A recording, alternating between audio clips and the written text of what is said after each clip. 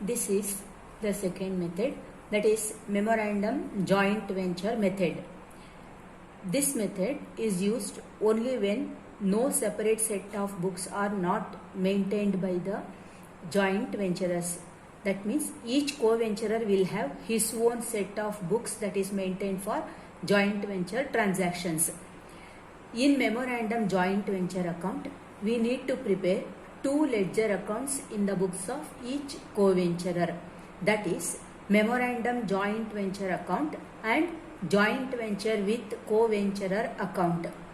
But normally for examination purpose, memorandum joint venture account is a common account which can be applicable to both the co-venturer. So you need not have to prepare memorandum joint venture account in each co-venturer book separately. You can prepare memorandum joint venture account once, but joint venture with co-venturer account you have to prepare separately for each co-venturer book. So now we will see the question here. Prakash and Kumar entered into joint venture for the purpose of buying and selling second-hand cars. Prakash is to make purchases and Kumar is to effect sales. Kumar remitted a sum of rupees 1,50,000 to Prakash towards joint venture. Prakash purchased 5 cars for rupees 1,60,000 and paid rupees 60,000 for reconditioning it. He also incurred an expenditure of rupees 5,000 for transportation. Kumar sold 4 cars for 2,40,000 and retained 1 car for himself at an agreed value of rupees 50,000. His expenses were insurance 1,000, carriage 2,000, brokerage 2,000. We are required to prepare memorandum joint venture account, joint venture with co-venturer account in the books of both the parties.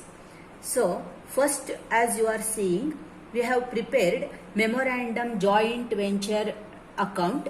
So in this now we are going to record all the transactions in the name of co-venturer. There will not be any common transaction done by the joint venture.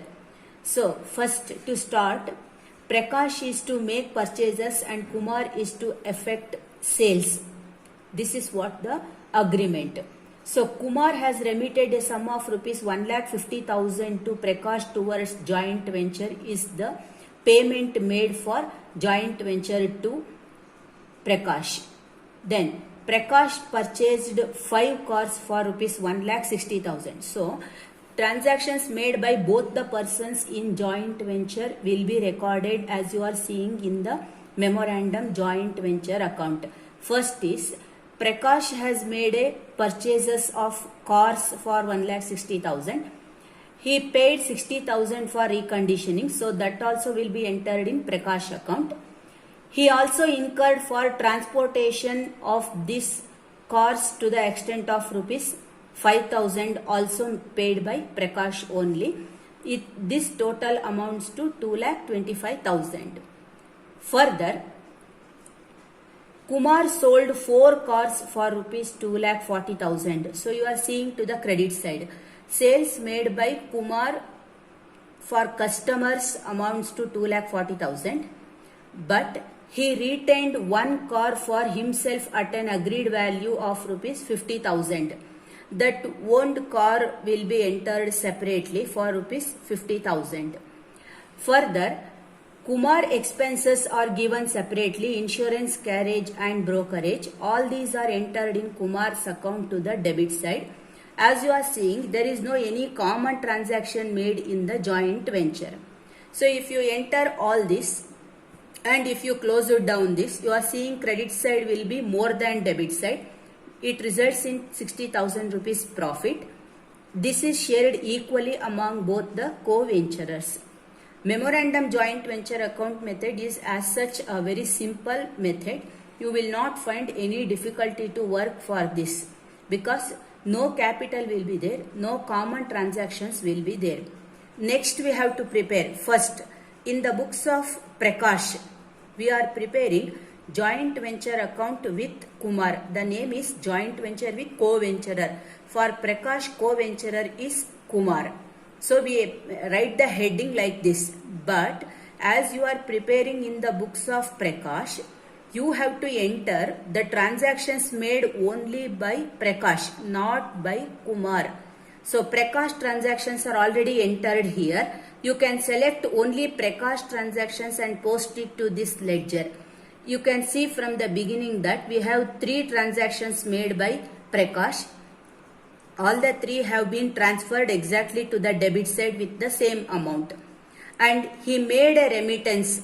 He received a remittance from Prakash. See, it is given. Kumar remitted rupees 1,50,000 to Prakash. So that remittance will be entered to the debit side for rupees 1,50,000.